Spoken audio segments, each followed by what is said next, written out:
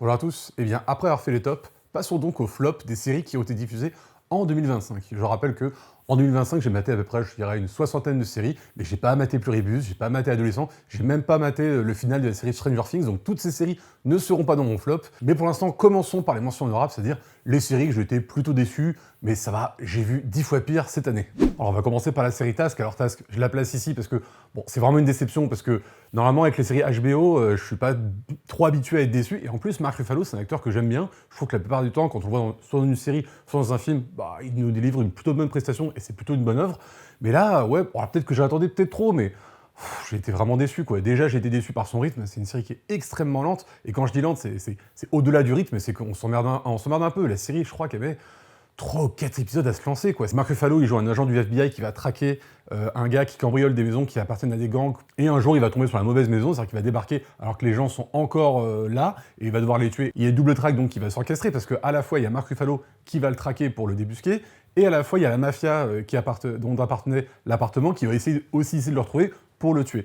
Et bah, comme je vous ai dit, ça met entre 3 et 4 épisodes à se lancer, et c'est un peu long. Et voilà, comme je vous dis, je le mets tout au début de mes déceptions, parce que c'est pas non plus une grosse déception, c'est juste que, voilà, une série de 8 épisodes dont on doit attendre, je crois, la moitié pour que la série se lance vraiment. Le point fort de cette série reste quand même le fait que ces deux acteurs jouent des personnages dont on va dire que le rêve américain est laissé un peu de côté. Voilà, c'est les laissés pour compte du rêve américain. Parce qu'il y a Mark Ruffalo joue un agent du FBI qui a perdu quelqu'un, et donc qui a perdu toute foi, parce qu'il était avant prêtre, je crois, donc il a perdu toute foi, et l'autre, pareil, il a subi à peu près le même genre de perte, il a perdu lui aussi sa femme, mais c'est plus voilà, le rêve américain qu'il a perdu. Maintenant, il traîne un boulot pépère, et juste il fait des cambriolages la nuit, mais il a pas trop d'espoir en ce que peut lui apporter le futur. Mais à part ça, si on enlève ça, je trouve que la série est quand même un peu creuse, ça raconte pas grand-chose, donc voilà, c'était l'une de mes premières déceptions. Et on a aussi Silo, la deuxième saison de Silo. Putain, j'avais adoré la première saison de Silo. Je crois que c'était partie des tops que j'avais préféré cette année-là. Et là, la deuxième saison, mais c'est pareil. Mais en termes de rythme, qu'est-ce qu'on a perdu par rapport à la première saison? Parce que comme ils veulent ils veulent diviser les narrations en deux et mettre Juliette qui est en train d'explorer un silo, et de l'autre côté le silo qu'on a connu pendant la saison 1, de voir comment il réagit par rapport à la perte de Juliette, comme ils veulent diviser les narrations entre ces deux trucs-là, et vraiment la séparer en deux parts égales, quoi. C'est de montrer autant Juliette que tout un autre silo, avec tous les personnages qu'on a connus pendant cette première saison. Bah, qu'est-ce que c'est lent, je veux dire, on n'avance pas beaucoup, et en plus les scènes dans le silo qu'a laissé Juliette se répètent et répètent les mêmes trucs en permanence, où ils se demandent si Juliette est morte, et même si elle est morte, quel symbole on doit véhiculer à travers elle pour lancer une rébellion. Je crois qu'il y a peut-être une vingtaine de scènes qui sont consacrées à ça, et qui passent leur temps à se répéter et à se répéter, et on n'en peut plus, quoi. Surtout qu'avec la saison 1, on avait un rythme qui s'arrêtait jamais, alors que ok, c'était plutôt lent, ça prenait son temps pour poser les bases, mais ça ne s'arrêtait jamais. On avait sans cesse une évolution de personnage ou une évolution de ce qu'on apprenait de l'univers du silo. Et là, rien que dans le premier épisode, on va passer l'entièreté, je crois, il dure plus d'1 heure le premier épisode, à suivre que Juliette qui découvre le silo dans le silence. Alors ok, ça permet des scènes vraiment dans la contemplation de ce qu'elle découvre, mais à côté, qu'est-ce qu'on perd en rythme? C'est pas de la merde non plus, voilà, c'est dans une déception, c'est pas dans les flops, mais qu'est-ce qu'on a perdu en rythme? Et là, quand on finit la deuxième saison, putain, on se dit qu'on aurait pu faire 4 épisodes là-dessus et passer à autre chose. Là, je crois que cette saison, on va dire 8 ou 9 épisodes, c'était extrêmement long pour la pauvreté de ce que ça nous a à nous raconter. Donc, on espère que la saison 3 ira beaucoup plus vite, parce que là, ouais, j'en avais un peu marre à la fin. Et aussi, on a eu Prime Target sur Apple+, cette année, je crois. Prime Target, c'est pareil, c'est une série, mais plus cliché, tu meurs, quoi. Non seulement dans son concept, parce que voilà, le truc du mathématicien qui découvre une série de chiffres qui pourrait, mais alors, craquer tous les systèmes d'exploitation et tous les programmes informatiques de la Terre entière. Je crois que ça fait 20 ans qu'on fait ce truc. Même Die Hard 4 avait ce plot-là, quoi. C'est impossible de nous faire encore ces trucs-là. Et là, au-delà du concept, qui est, voilà, comme je vous ai dit, cliché à mort, c'est que même les personnages qu'on nous présente sont clichés, on nous refait, ça fait 20 ans qu'on nous fait ce personnage de mathématicien qui a un peu de problème avec les relations sociales, parce que, vous comprenez, il est tellement plongé dans les mathématiques qu'il ne peut pas comprendre le monde autrement que par les chiffres. Je crois que Imitation Game avait le même traitement avec le personnage de Benedict Cumberbatch. Et l'autre personnage qu'on va suivre à côté, c'est pareil en termes de clichés. C'est la fameuse agente secret de la CIA ou du service secret qui a du mal à faire confiance, parce que vous comprenez, avec le travail qu'elle mène, elle doit sans cesse se demander si les gens lui mentent pas ou lui cachent pas des choses. Et en plus, on nous refait dans cette histoire, pareil, le cliché de l'agent secret trahi par sa propre organisation. Oh bah oui, on n'avait jamais vu ça. Parce qu'en plus, c'est ça le problème, c'est qu'ils nous montrent ça comme un twist de fou, alors qu'on est en mode « Ah bah oui, bah on n'avait jamais vu ça du tout, quoi ». Et en plus, le pire pour cette série, c'est qu'au final, j'en ai très peu de souvenirs. Voilà, je me rappelle même plus de vraiment comment ça finit. Donc voilà, série oubliée et oubliable. Et en termes de séries qui m'ont déçu, il y avait aussi Culte. La première saison, je l'avais beaucoup aimée. Elle était dans mes tops de l'année parce que vraiment, elle trouvait un concept intéressant de revenir voilà, sur des moments cultes de la télé. La première saison, c'était sur Love Story, mais de nous mettre du côté des producteurs voilà, qui avaient produit donc cette émission et de montrer la bataille entre M6 et TF1. Ça, c'était vraiment un truc qui changeait. Alors que là, dans cette deuxième saison, qui nous montre donc l'apogée des To Be Free, bah, on retombe dans un truc assez classique des Rise and Fall and Re-Rise, voilà, et nous mettre du côté des protagonistes premiers, du côté du groupe. Et le truc qui m'a aussi beaucoup surpris, c'est que cette série, je crois que dans chaque épisode, il dédie l'épisode à la mémoire de Philippe. Et vraiment, quand on finit la série, on se dit c'est assez étrange de dire on dédie ce truc à la mémoire de Philippe, donc Philippe, le leader des To Be Free. Parce que quand on voit comment il est représenté et comment il est construit dans cette série, on se dit que c'est un peu étrange parce que la série nous montre quand même que c'était je vais pas dire un connard, mais vraiment pas loin, un mec ultra toxique et qui avait que des comportements assez douteux. Il est montré comme très manipulateur et très toxique. Et dès qu'il a pas ce qu'il veut, il se met à devenir violent, à devenir très colérique.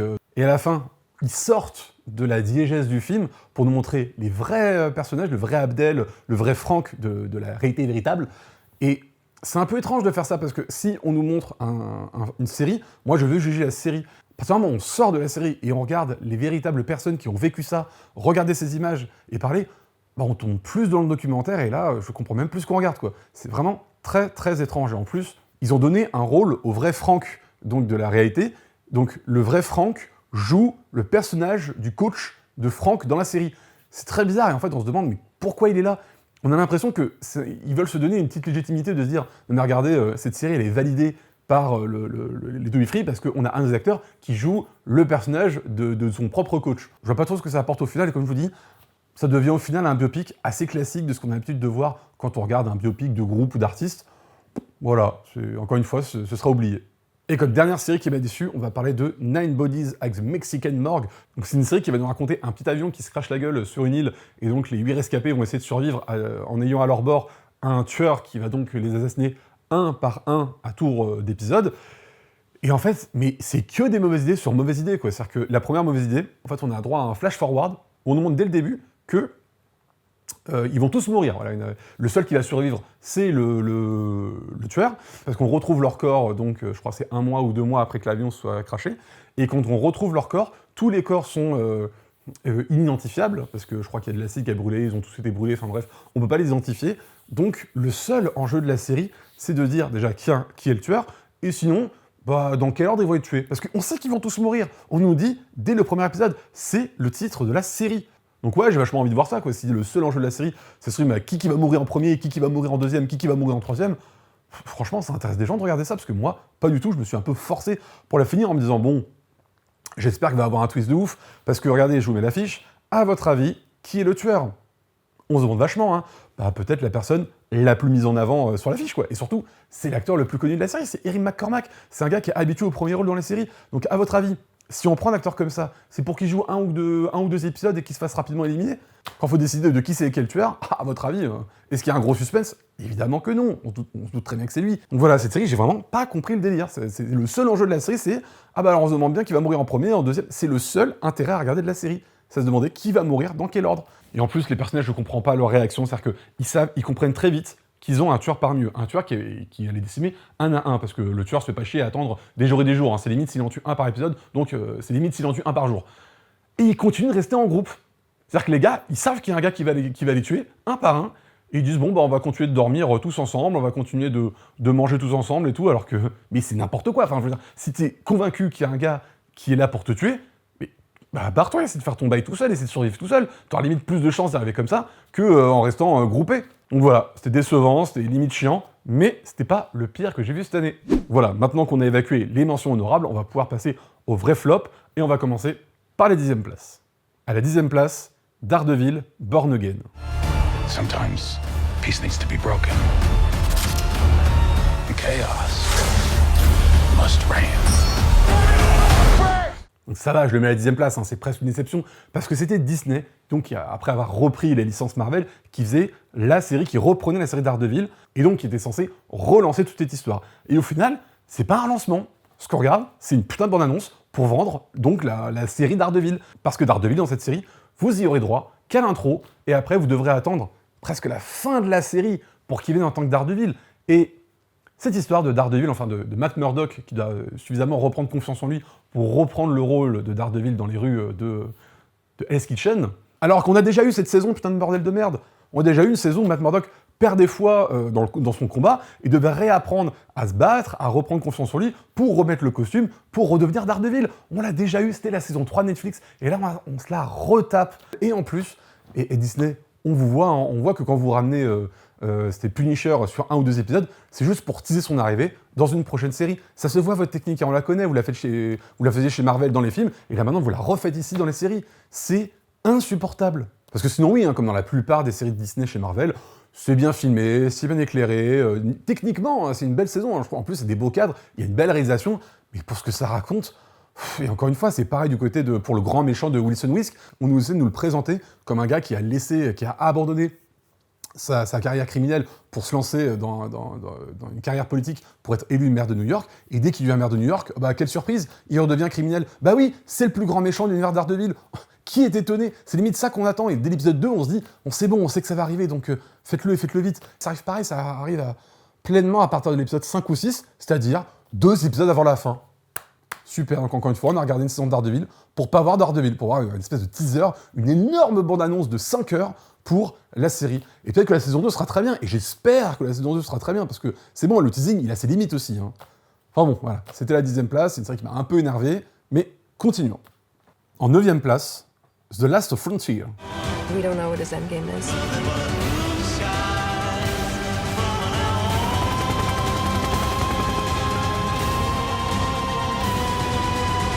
Et Last Frontier, c'est une série qui va nous expliquer donc la traque d'un agent du FBI sur en fait un transport avion de prisonniers qui s'est crashé, et depuis les prisonniers se sont tous échappés de l'avion et on commence tous à foutre la merde dans sa région, et donc lui il les traque tous pour récupérer un à un en étant épaulé d'une agent du FBI qui est venu pour récupérer un prisonnier en particulier. C'est pareil, on essaie de nous présenter vraiment une série qui va être dans le feuilleton, et très vite on tente dans l'épisodique, c'est-à-dire que un épisode va correspondre à une traque d'un des prisonniers, qu'on va expliquer le passif, qu'est-ce qu'il est comme criminel, et en quoi il est dangereux, en quoi il faut le rattraper. Et en termes de série qui va nous raconter des traques de prisonniers, mais on en a un tas. C'est comme, je veux dire, si on nous montre une série policière, c'est très bien, mais il faut nous montrer en quoi cette série est plus spécifique qu'une autre. Qu'est-ce qui change par rapport à toutes les séries policières, ou, dans ce cas-là, de traque, des autres. Et là, je trouve que, on voit pas trop la particularité qu'a cette série. Ils ne savent pas beaucoup de leur décor, parce que l'Alaska, c'est quand même un très beau terrain de jeu. Il y aurait de quoi faire, de montrer en quoi les environnements hostiles, avec le froid, avec le vent, avec la neige, tout ça rajoute de la complexité pour traquer des gens. Et ben non, finalement, on voit pas ce que ça change d'être dans cet environnement-là par rapport à un autre environnement urbain. Comme dans les autres séries que j'ai citées avant, c'est une série qui, au bout de 5, 6, peut-être 7 épisodes, se dit « Ah, mais c'est vrai qu'on a un fil rouge dont on parle quasiment pas pendant les épisodes. Chaque fois, le fil rouge, ils doivent y consacrer à peine 5 minutes. Et au bout de 6 épisodes, ils doivent se dire « Ah, c'est vrai qu'on a ça, et ben on va en parler maintenant. » Sauf qu'en fait, c'est pas à la fin de la série qu'on doit raconter le fil rouge de la série. C'est insupportable, ça. Parce qu'en fait, une fois qu'ils relancent ça, en tant que spectateur, ou en tout cas moi, je me suis dit « Ouais, mais je m'en tape complètement, parce que j'ai appris à m'en désintéresser. » Donc au final, remettre ça au premier plan, parce que vous vous rendez compte que faire toute une série épisodique sur de la traque, c'est un peu ses limites et ça devient très facilement redondant. Bah ouais, mais au fond d'une série, moi j'en ai un peu rien à foutre de votre histoire, donc j'en ai eu un peu rien à foutre de cette série. Voilà. À la 8e place, HPI. Là, on peut jouer. Bon, alors là, accrochez-vous à votre slip, parce que là, ça va devenir compliqué, ok? Vous me fatiguez, Morgane. Ah, HPI. J'ai jamais été trop fan de la série, enfin j'aime bien, voilà, je trouve que c'est une série assez sympathique à regarder. Le problème, il est dans la conclusion de la série. Il est beaucoup dans mais la conclusion, au sens large, hein, comme une dernière saison, pour tout clore, il n'y a pas beaucoup de trucs qui étaient lancés, mais quand même, ils savaient que c'était la dernière saison, c'est pas un truc qui a été apporté 2 ou 3 épisodes avant de finir, hein. C'est que depuis la 4e saison, ils savent que cette saison-là sera la dernière, donc ils ont le temps de se préparer pour l'écrire. En plus, je vous rappelle qu'il y a eu une pause hivernale, donc il y a eu peut-être 4-5 mois de pause entre les premiers épisodes et les derniers, pour cette fin-là. C'est-à-dire que déjà, c'est une série, cette 5e saison, qui prend 5 épisodes à nous raconter encore l'épisodique, avant de se rendre compte que, ils ont plus 4 épisodes pour finir, donc il serait temps de mettre un enjeu, une problématique et tout un arc d'épisodes qui est relié à ça. Déjà, ils mettent 5 épisodes à s'en rendre compte, et quand ils le lancent, ils nous font un truc hyper sérieux, avec des enjeux quand même très importants, parce qu'on parle de, par exemple, un des personnages principaux, son commandant, qui est peut-être allé en prison parce qu'il a menti à ses officiers de la DGPI. Donc l'enjeu il est fort pour HPI, mais c'est un enjeu qui est quand même assez intéressant. De dire, est-ce que ça va mal finir? Est-ce qu'en plus, on nous met tout un enjeu autour de... Est-ce que donc Audrey Fleurot va devenir... Enfin, le personnage d'Audrey Fleurot va devenir flic aux dépens de son commandant, quoi, et en plus avec qui elle a un enfant. Donc c'est un enjeu assez intéressant. Et c'est un enjeu qui décide de régler, mais de façon cartoonesque, pour ceux qui ont vu la série, mais c'est n'importe quoi cette fin. C'est-à-dire que si on peut régler cet enjeu-là de cette manière-là, je vais dire ça pour pas trop spoiler, à quoi bon nous avoir fait un arc de 4 épisodes pour parler de ça? C'est-à-dire que si, effectivement, si ça peut se régler comme ça, et en plus d'une façon où en fait faut pas non plus beaucoup réfléchir à ce qu'on nous montre, parce que si on a ne serait-ce qu'un tout petit peu de réflexion, on se dit que c'est n'importe quoi cette façon de faire, on ne peut pas croire à ce qu'on nous montre, sauf si on dit, bah ouais, c'est cartoon. Sauf que, si on dit que c'est cartoon, comme je vous dis, les 4 autres épisodes qui étaient là avant n'ont servi à rien. Enfin, pourquoi avoir mis une telle tension si au final, ça se résout comme ça, et en plus ça se résout en mode « Ah, la blague, ouais, parce qu'on est marrant, on est des rigolos ». Donc voilà, c'est dommage que ça se finisse comme ça, parce que SPI, c'était sympathique, et ça finit, je trouve, de la pire des manières, quoi. À la 7ème place, Duster. You want to be Newman or Redford? Newman.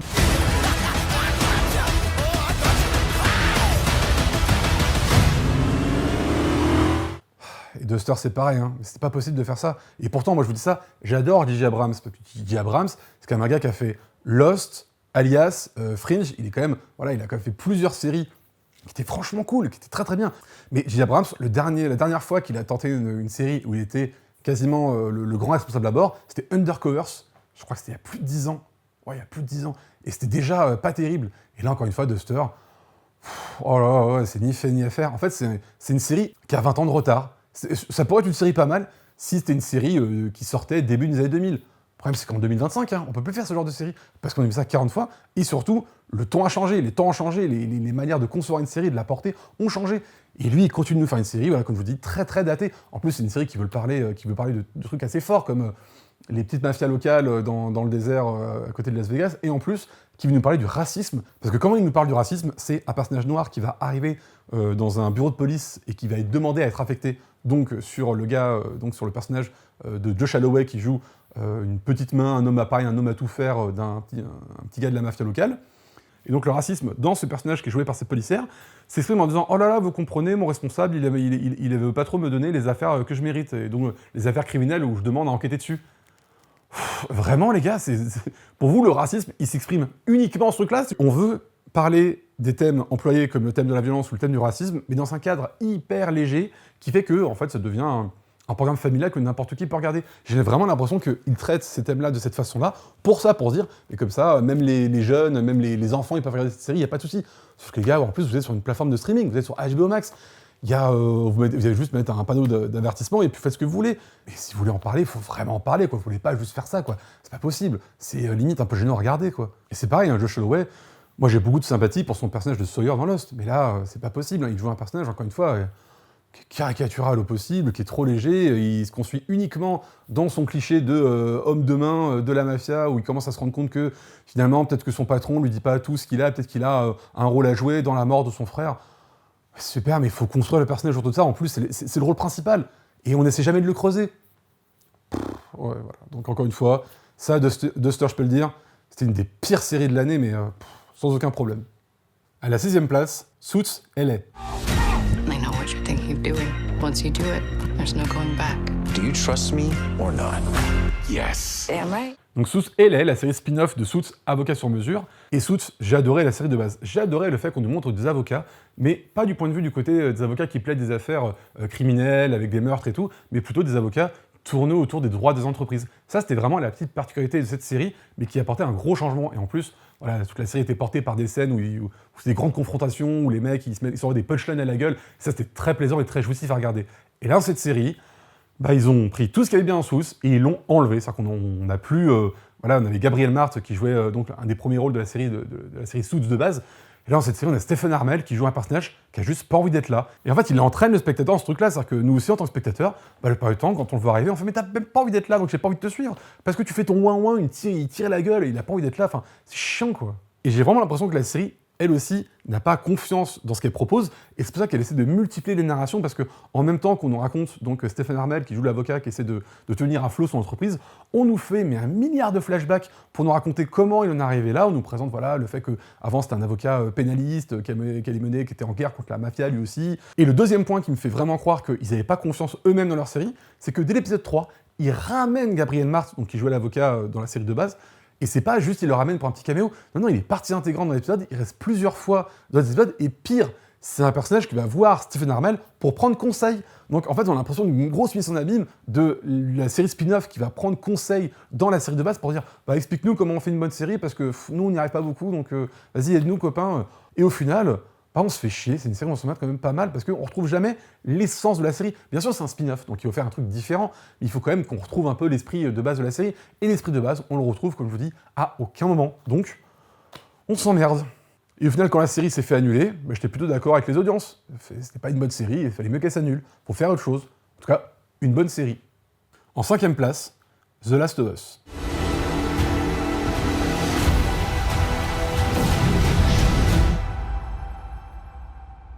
You swore. Et sur cette série, je faisais partie de ceux qui avaient défendu la première saison. Je trouvais pas qu'elle était excellente, mais je trouvais que ça allait, en tout cas, comme une première saison pour lancer le truc. Je trouvais qu'elle avait fait des bons choix d'adaptation. Et ça se tenait, voilà, ça se tenait. C'était plutôt sympa à regarder. Et là, cette deuxième saison, c'est beaucoup plus compliqué à défendre, hein, voilà, comme je vous dis, elle se retrouve dans mon flop, et surtout, elle se retrouve à cette place-là, parce que la plupart du temps, je me suis emmerdé dans cette série, mais je me suis emmerdé à un point assez fort quand même, quoi. Et j'ai l'impression que dans cette deuxième saison, ils ont essayé de reprendre, comme dans la première, l'essence du jeu vidéo, à savoir beaucoup de scènes contemplatives et tout, mais là où ça marche dans le jeu vidéo, c'est que c'est un jeu qui dure 40, peut-être pas, mais au moins une vingtaine d'heures, au moins une trentaine d'heures, donc on a le temps de mettre des trucs ultra contemplatifs pour après le rythmer avec plus de scènes bourrines et des scènes d'action.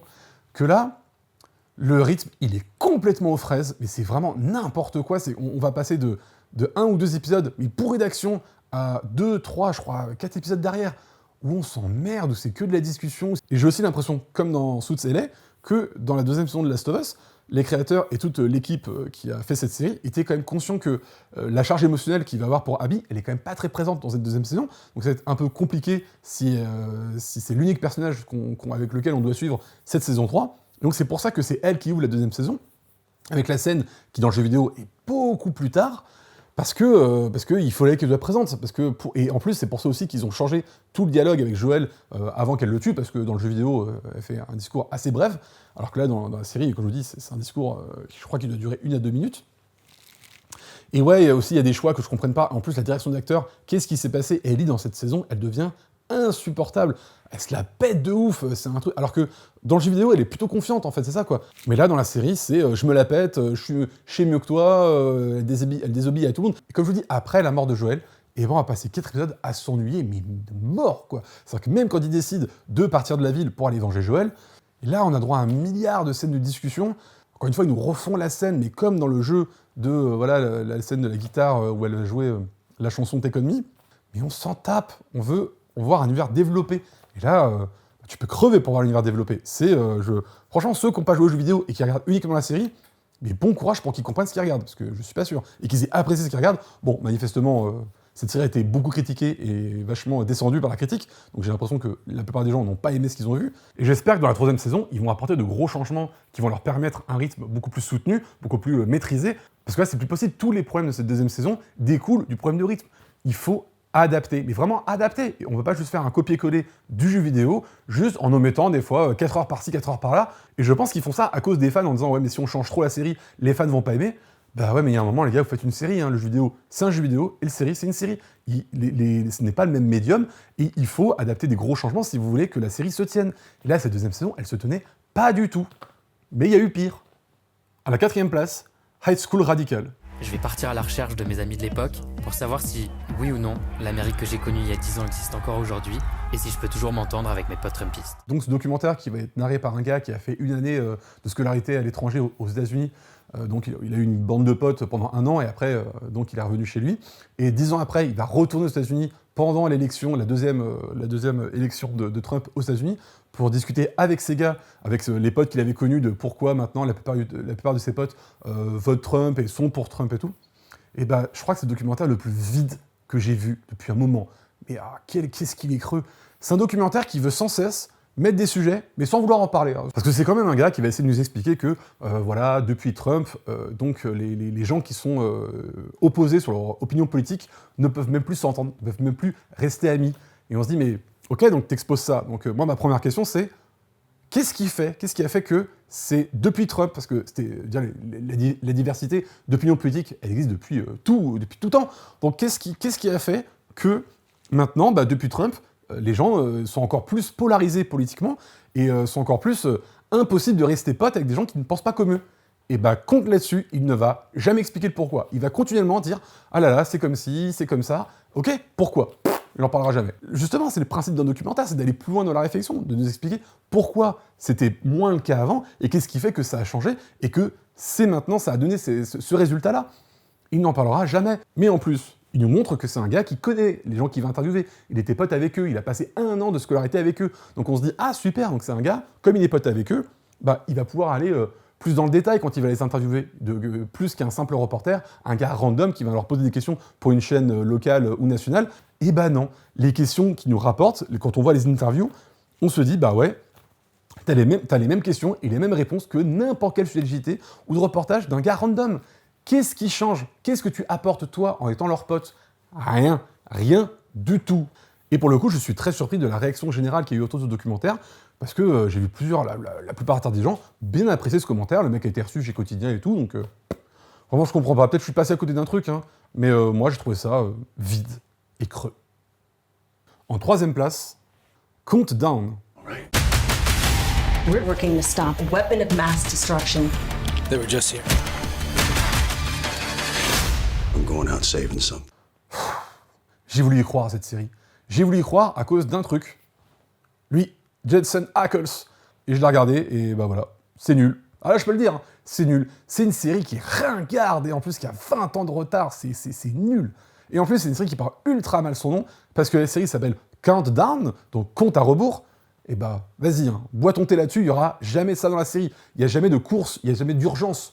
Voilà, il y a un compte à rebours, mais un compte à rebours de quoi? Il y a même un épisode où ils ont tellement le temps, il n'y a tellement pas d'urgence, alors que on vend ça dans la série, mais ça n'existe à aucun moment. Les mecs ont tellement le temps qu'il y a un moment, il y a presque la moitié d'un épisode qui est dédié à faire l'anniversaire d'un des gars du groupe, et de lui trouver le gâteau, lui trouver la bonne farce, les bons cadeaux. Et les gars, countdown, compte à rebours, vous êtes censé avoir une urgence, parce que, en plus, l'urgence en question, c'est censé être une bombe atomique, et pour rechercher cette bombe atomique, donc il y a un gars qui va rassembler une équipe avec des gens de la police, des gens de la TF, des agents infiltrés, donc des agents de police, mais de plusieurs secteurs, pour former une équipe pour traquer, donc pour retrouver cette bombe atomique. Mais qui y croit? Quand une menace de bombe atomique, alors on déclenche pas le FBI, on déclenche pas la NSA, on déclenche pas rien, on reste dans un petit groupe de limites de police locale qui gère ce problème-là, mais personne n'y croit. Qui regarde aussi dans ses personnages, parce que, énumérons-les, Jensen Ackles, donc il joue un flic qui a pas tardé à mourir, il a un glioblastome, un cancer du cerveau qui fait que pas tardé à mourir, il en a pour à peine quelques mois, donc il est tête brûlée, plus rien à foutre de la vie maintenant qu'il sait qu'il va crever. On a une meuf qui est donc agente infiltrée dans les stupes, et donc comme elle a passé 1 an infiltrée, tu comprends, elle est devenue accro à la drogue, elle a du mal à décrocher maintenant qu'elle est revenue à la vie de police. On a un gars, c'est le bisounours, quoi. C'est le gars qui fait 1m90, 120 kg, mais voilà, c'est le bon enfant, quoi, tu vois. Même le méchant c'est qui? Un russe. Il y a un discours où j'ai rigolé. Un discours, donc, on demande au personnage de Jensen Ackles, comme il sait qu'il va mourir, pourquoi il fait pas, il va pas se dorer la pilule au soleil, quoi. Pourquoi il essaie pas de profiter des derniers mois de sa vie en ayant une vie pépère? Et le mec, il arrive quand même à sortir un discours autour de « Je le dois aux habitants de la ville. » C'est ringard. Voilà, j'ai pas grand-chose à dire sur cette série, Et en plus, cette série, pareil, a été annulée au terme de sa première saison. Voilà, c'est une série qui est ringard. J'ai que ça à dire. En 2e place, Master Crime. En exposant aux yeux de tous le corps de sa victime, notre tueur cherche à marquer les esprits. Discrétion. Coucou. Et prudence. C'est le talent. Et le pire là-dedans, c'est que je parle de Master Crime, la 3e saison. Ce qui veut dire que j'avais déjà maté les 2 autres avant. Et vous savez pourquoi je l'ai maté? Parce que Muriel Robin, parce que j'adore cette actrice, j'adore la comédienne, j'adore l'humoriste. Et j'ai maté les 2 premières saisons, et qui étaient déjà pas très bien les 2 premières saisons. Mais j'ai eu envie d'y croire, je me suis dit, bon, les personnages sont présentés d'une manière cliché, mais c'est pas grave, c'est les premières saisons, c'est pour poser les bases, et après, ils vont sortir leurs clichés, ils vont devenir plus complexes, plus nuancés, plus élaborés. Mais non, ça fait partie des séries avec les personnages les plus clichés, mais surtout, qui ne sortent à aucun moment de leur cliché. C'est surtout le cliché qu'on a établi dès le premier épisode, et il ne sort jamais. On a l'intello noir qui est timide, mais tellement timide, si faut qu'on parle du jeu, le jeu il est caricatural au possible. Mais il y a un moment, au bout de la 3e saison, j'en peux plus, quoi. J'en peux plus de voir l'intello noir qui a un jeu genre « Mais non, mais pourquoi on fait ça? Je ne comprends pas. » Et je vous jure, hein, l'âge limite, je suis presque 100% accurate, hein, c'est vraiment comme ça qu'il joue. Hein. Pareil, on a la meuf qui a 20 ans et qui est très fraîche, qui est très nature, et pareil, qui passe son temps à parler comme ça, parce que tu comprends. Je vous jure, tous les personnages jouent comme des quiches. Et là, dans cette 3e saison, même des fois Muriel Robin, qui est quand même une bonne actrice, et bah là, elle finit des fois par jouer comme ça. Et même les enjeux de cette saison, mais pour ceux qui n'ont pas vu Master Crime, je vous l'explique très vite. Dans cette saison, on explique que cette meuf, donc jouée par Muriel Robin, elle va se marier avec un gars. Et depuis le début de la 2e saison où le gars la propose en mariage, on montre, il n'y a aucune subtilité, on montre très très très très bien qu'elle n'a aucune envie de se marier. Le seul qui n'a pas compris, donc qui n'a pas de cerveau, c'est son mec. Elle fait tout pour repousser le mariage. Dès qu'il dit « Ah, on va se marier, on va être heureux et tout », elle fait « Ouais ». Enfin voilà quoi, elle te hurle à la gueule qu'elle n'a pas envie de se marier, mais il y a un enjeu sur est-ce qu'elle se marie ou pas. Et en tant que spectateur, depuis le début de ça, on se dit « Ah bah on se demande bien si elle va se marier, hein. À votre avis, elle se marier? Spoiler, non. Et tout le monde s'y attendait, il n'y a aucun enjeu. Peut-être que c'est une volonté de la part de TF1 ou de la part de ceux qui écrivent la série. C'est-à-dire comme ça, on prend la main du spectateur en permanence pour dire « Regarde, ils vont faire un mariage et on te dit dès le début qu'elle ne veut pas se marier. Et après on remet une scène pour dire qu'elle ne veut pas se marier. Attends, au cas où t'es pas compris, on va remettre une scène où on explique qu'elle ne veut pas se marier. » C'est pénible, c'est pénible. Et c'est tout le temps la même chose dans tous les épisodes. C'est toujours raconté de la même manière. Et quand je vous dis, on se doute bien qu'il faut que la série ait un moule dans lequel la série se raconte. Mais là, c'est même plus un moule, c'est une bible. Toujours les mêmes scènes, dans le même ordre, pour raconter les mêmes trucs. Chaque scène, chaque épisode nous raconte une infiltration d'un des élèves dans le milieu où on a retrouvé le corps du défunt. C'est ça, tout le temps. Et en plus, je me suis fait avoir, parce que dans cette 3e saison, il y a d'autres personnages qui s'en vont, qui sont donc remplacés par 2 autres élèves. Je me suis dit, ah, de la nouveauté. Mais non, les 2 personnages qu'on intègre dans cette série reprennent les mêmes fonctions et les mêmes caractères que les autres personnages qui sont partis avant. C'est un foutage-gueule à ce point-là. Quand je vous dis c'est les mêmes choses, c'est même les mêmes personnages. Il n'y a aucune évolution, aucun truc. Donc là, c'est 3e saison, je dis, c'est bon, allez, j'arrête les frais, c'était que 6 épisodes par saison. Mais même 6 épisodes, écoutez, il y a plein de séries à regarder, que celle-là, vraiment, si vous aimez cette série, bah, vous aimez ce que vous voulez, encore une fois, mais moi, j'en pouvais plus. Mais c'est pas la série que j'ai le plus détestée cette année. Et la série que j'ai le plus détestée cette année, c'est Alien Earth.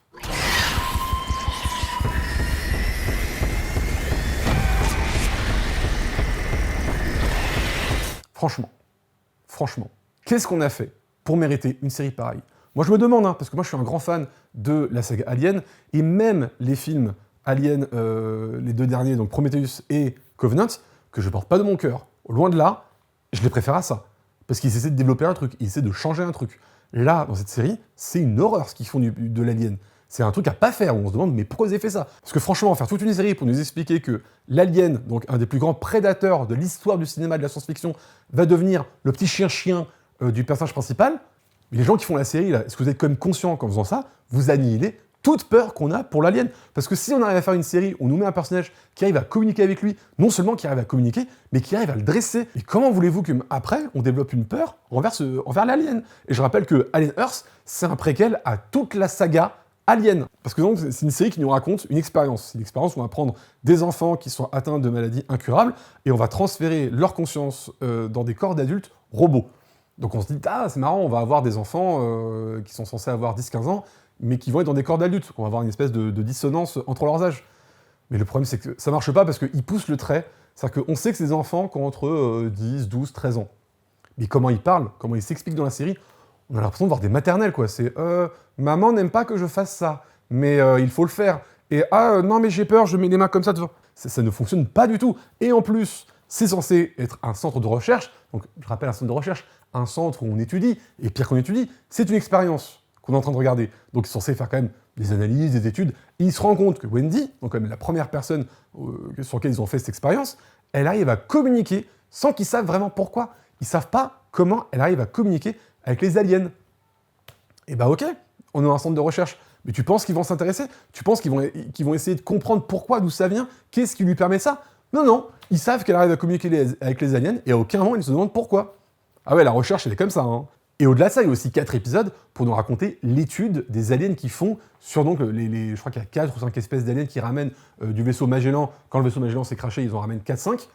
Et ce qu'ils étudient, mais même pas, à peine. C'est vraiment mais survolé. On a le droit à plein de scènes où ils débarquent, ils regardent les créatures en train de se faire chier elles aussi. Et à aucun moment, ils essaient de les étudier. Et en plus, on a droit à un épisode 4 ou 5, où c'est censé être un épisode flashback, donc à toute cette trame-là, où on a vraiment l'impression que c'est les créatifs qui nous hurlent à la gueule. Vous avez bien aimé le premier Alien? Eh ben on va vous le remettre. On va vous mettre un épisode dans ce vaisseau, dans le même vaisseau, avec les mêmes cadres, des fois, là, vous avez l'impression une copie des mêmes scènes qui se déroulent. Ouais, non, mais oui, on a bien aimé le premier Alien, mais si on veut regarder le premier Alien, on regarde le film. Pareil, il y a beaucoup de scènes où le comportement du xénomorphe, on le comprend, mais pas du tout. Il y a une scène, voilà, c'est situé dans les 3 premiers épisodes, donc quand le vaisseau Magellan s'écrase sur la Terre, et donc ils vont dans le vaisseau pour essayer de récupérer ce qu'ils peuvent récupérer, le vaisseau s'écrase dans un appartement, dans un immeuble où il y a beaucoup d'appartements. Et donc, va avoir une scène où l'alien va débarquer dans un appartement, tuer tout le monde, mais en plus, il doit y avoir une dizaine de personnes, il tue 10-12 personnes en l'espace de quelques secondes, mais alors, quand c'est un personnage important qui débarque dans l'appartement, oh bah alors là, l'alien se transforme en chacha. C'est-à-dire qu'il va prendre 2 minutes pour essayer de le tuer, mais alors il passe à côté, il le regarde, il essaie de l'acculer dans un coin, et vraiment on comprend pas, on se dit putain mais l'alien il a mis 12 secondes à peine pour tuer 15 personnes, et là il lui faut 2 minutes pour tuer un gars désarmé qui est même pas dangereux. Enfin, non, ouais, on se doute qu'il fait ça parce que c'est un passage qui est important à l'histoire, donc l'histoire ne peut pas le faire mourir. Et la plupart du temps, mais on s'emmerde dans cette série, mais on s'emmerde de ouf, parce que la narration est vraiment étirée au possible. Chaque scène fait 2 ou 3 minutes et a des silences de ouf pendant ses répliques, parce que faut étirer le truc. Faut que chaque épisode dure 1 heure ou 1 heure facile, parce que des fois c'est 1h05, 1h10. Donc voilà, on s'emmerdait gravement et c'était nul à chier. Est-ce que je vais regarder la 2e saison? Franchement, je sais même pas, tellement elle m'a gavé. Vraiment, je l'ai fini pour faire une critique que j'ai même pas faite au final, parce que j'en pouvais plus, je me suis dit, je vais en dire que du mal, je trouve que c'est mal fait, mal écrit, les personnages, on comprend même pas que c'est des enfants, comme je vous ai dit, pour moi c'est des maternelles, le centre de recherche, ils étudient même rien, les personnages, des personnages fonctions des fois, donc voilà, tout est naze, il y a vraiment rien à sauver dans cette série. Et bien voilà qui conclut mon flop de cette année 2025. Et la prochaine vidéo que je sortirai sur cette chaîne portera sur une série que je vous présente au travers de son pilote. Bon, une série très peu méconnue, mais bon, on verra si vous la connaissez. Et pour ceux qui ont aimé cette vidéo, n'hésitez pas à liker, commenter, partager, et à bientôt pour de nouvelles séries.